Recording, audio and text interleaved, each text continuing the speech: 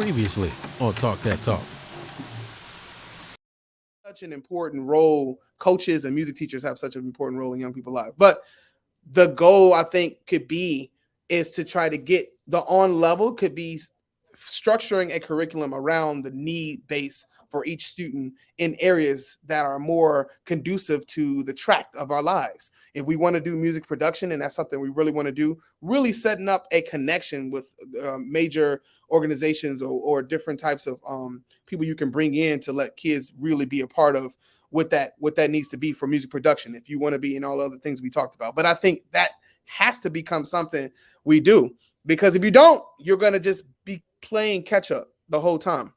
Well, let me ask you this, Mario, because that's a very interesting point, and I really want. I don't want to. It's not push back, but I want to.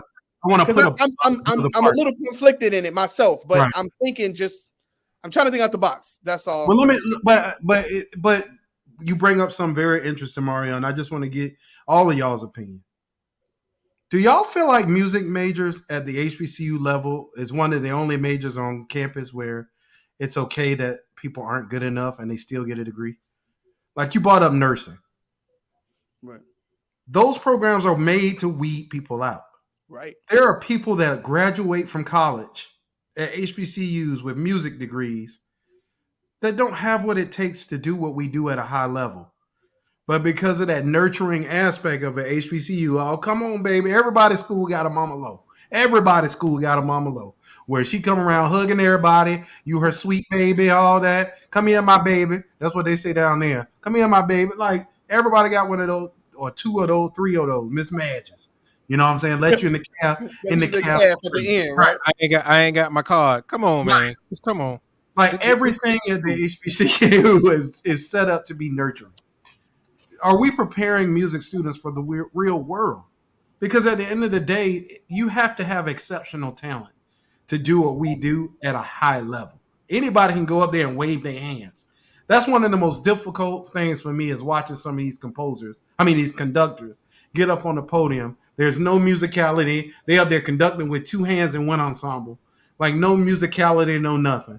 And I'm not saying you have to be a learned conductor, but what I am saying is that that's part of a music education, right? So you say you have to pass those requirements before you get to the what you actually want to do. So if they don't pass them, is it okay for us to say, yeah, you don't have what it takes to do what we need you to do the same way they do at the nursing program and stuff like that? So I wonder, y'all. Go ahead, y'all. So I'm gonna play devil's advocate for 1 second. I'm gonna be Rick. So Rick, throughout the show, you've taught me as well as stated to other, viewers and followers that there's no such thing as a bad band. There are only bad directors. So I'm gonna flip that question. Are there no such thing as bad music education students? Are there bad instructors? Because I think it also falls to that as well. Because we've agreed there's a lot of, honestly, professors that, that are tenured and they sitting back, chilling, collecting their check. They might not show up to class, so forth and so on. They say, here's the book, or, they're passing some of these students. And what I realize is, as I reflect on my undergraduate days, I've had some great moments. I've had some bittersweet moments. But what I realize is you never really know what you're about to walk into because you didn't experience it. Now, it's up to that instructor to truly prep you.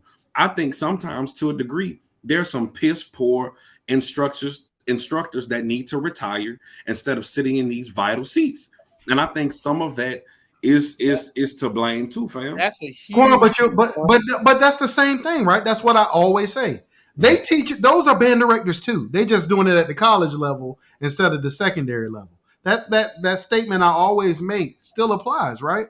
Like you look at it like this, Quan. At the end of the day, Russ, I'm an engineer, right? I want to be an engineer. My whole life, I said I wanted to be an engineer, but I can't do algebra, which is the most basic of, man, forget trigonometry, forget geometry, all these things that go into being able to build houses or whatever you want to do. I can't do those things. If I can't do those things, I can't go out and build houses. But only in our music programs can we say a student that can't read music can be somebody's damn band director. Like, come on, bro. Only at our schools does that happen. And then when you bring light to it, oh, you in that white mess, no. No, I'm not. I'm in the real world. HBCUs, we want to nurture so much that we sometimes miss the mark when it comes on preparing our students what the real world actually looks like. But let me say this real quick, Rick. Go ahead, bro. What you're saying right now is exactly one of the questions that I asked. I think it was last week or the week before last. Are HBCUs preparing us for the real world versus our PWIs?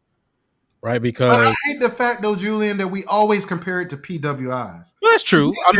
Forget them. We ain't talking about them. We take them out, but it's still, but the question itself is still relevant. You know what I'm saying? What I'm saying. No, what I'm saying. I get it. I'm saying we could take them out. Let's take them out 100%. The question itself: are we preparing our kids, our music education students for the real world? That's literally the question that I asked, and I really find it very interesting that you're actually bringing it back up, and your eyes are being. But I've said this the whole show, right? Like I've said this the whole show. My regardless of the detractor, whatever, my opinion on music education is not going to change. As Black people, we must expect excellence from our people.